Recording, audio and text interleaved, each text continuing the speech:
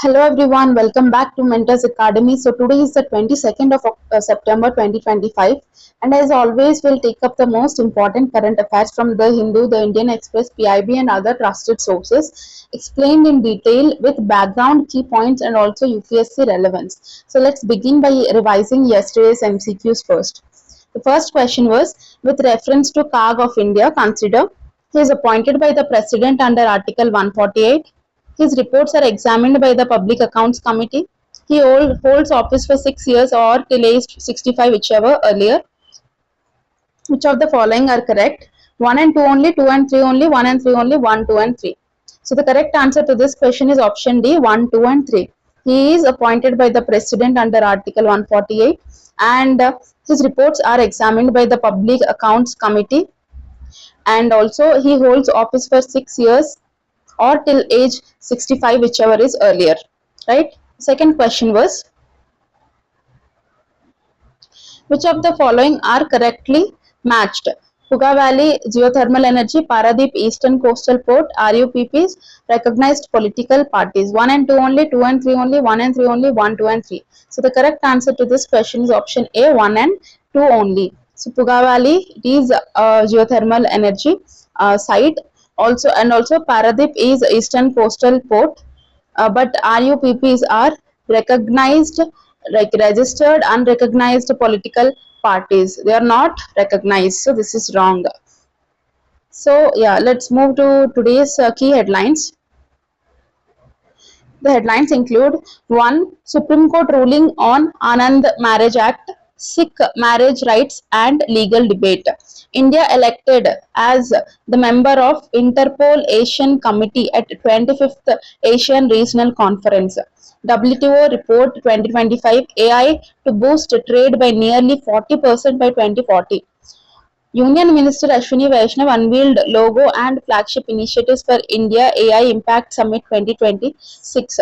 H1B visa fee hike by Trump, uranium mining in Meghalaya. So these are the key headlines for today's current affairs. Let's see them one by one in detail. The first article is about Anand Marriage Act, Sikh marriage rights. So the Supreme Court recently clarified the scope of the Anand Marriage Act 1909, reigniting the debate over Sikh marriage rights and their relation to the Hindu Marriage Act. Right. So the Anand Marriage Act passed in the year 1909. In the year 1909 to recognize Sikh marriages, like to provide a Sikh legal recognition to Sikh marriages. So before the 2012 amendment, many Sikh marriages were registered under the Hindu Marriage Act 1955, as no separate provision existed. As no separate provision existed for Sikhs. So Sikhs have long demanded exclusive recognition of their marriage rights, right? So the Supreme Court has upheld the coexistence of both acts, but urged clarity. It has emphasized clarity in registration procedures. This brings back the debate on the Uniform Civil Code and the minority rights. For prelims, it's important to connect to know about the Anand Marriage Act 2012 amendment. For mains, pluralism versus UCC, personal laws and also minority rights. Second article is about Interpol, India elected to Asian Committee. So India was elected to the Interpol Asian Committee at the 25th Asian Regional Conference in Qatar. So Interpol,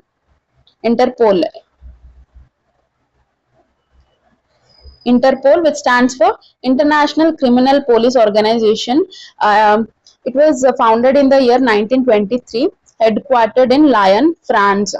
It has 196 member nations. So it coordinates on cross-border crime, terrorism, and also cyber crime. So the Asian Committee provides regional guidance. Right. So India will serve a 3-year term. Important 3-year term, boosting its influence in cybercrime and financial crime cooperation. So this strengthens India's security, diplomacy and also soft power in policing. So for prelims, it's important to know about the Interpol and its headquarter, the types of notices especially, and for mains, India's role in global security, cyber crime cooperation, and transnational policing as well.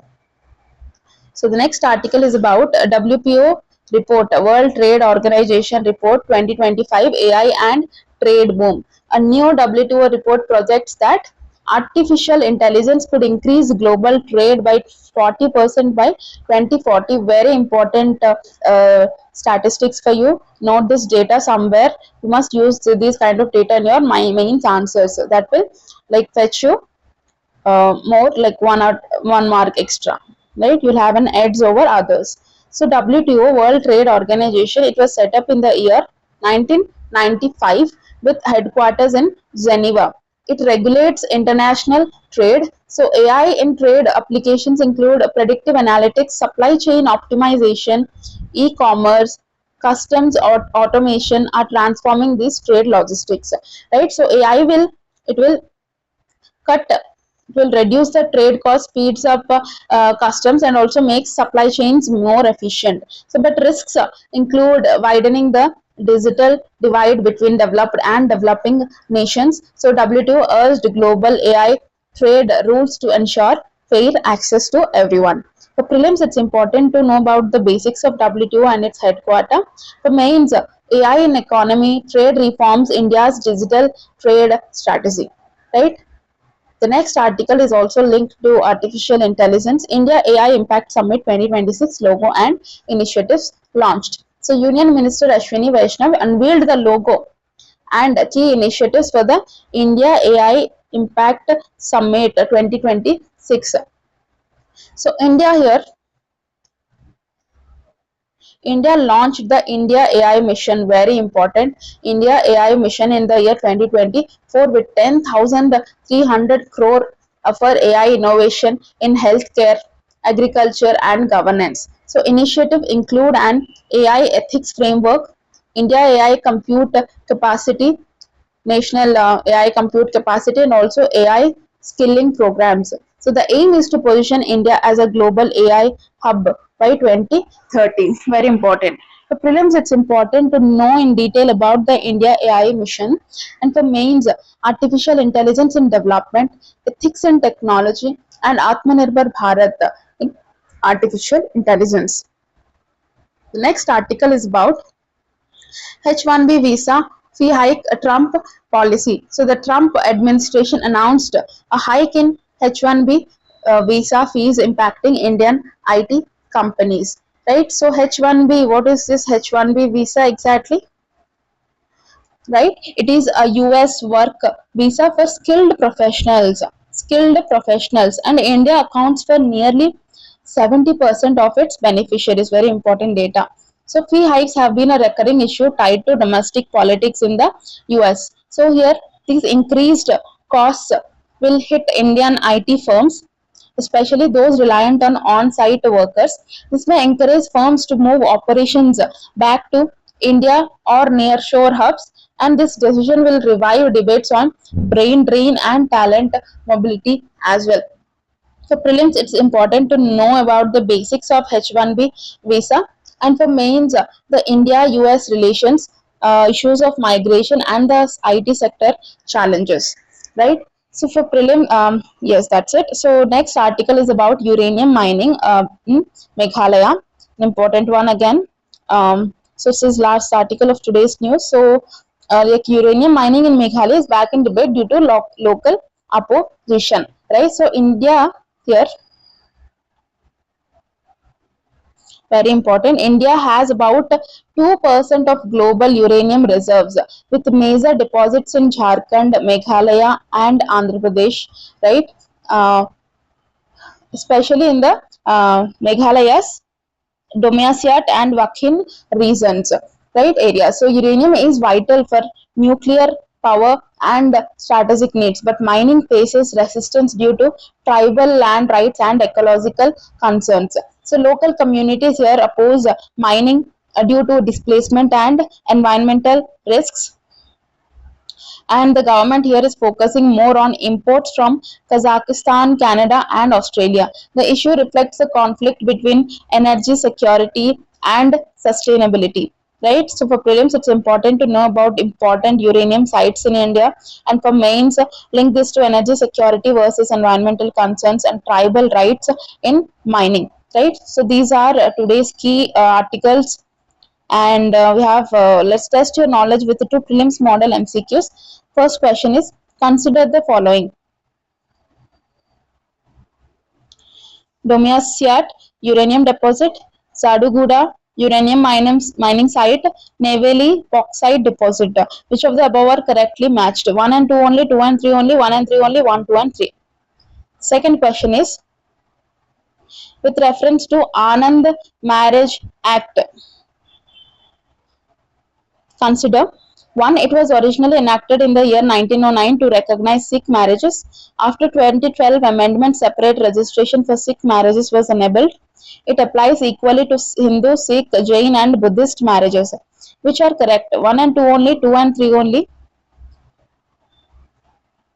1 and 3 only, 1, 2 and 3. Please drop your answers in the comment section below. We'll be checking your responses and we'll see the right answers to these two questions in the next session, that is tomorrow.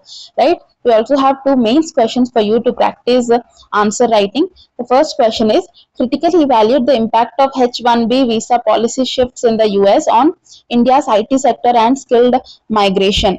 10 marker, 150 words question.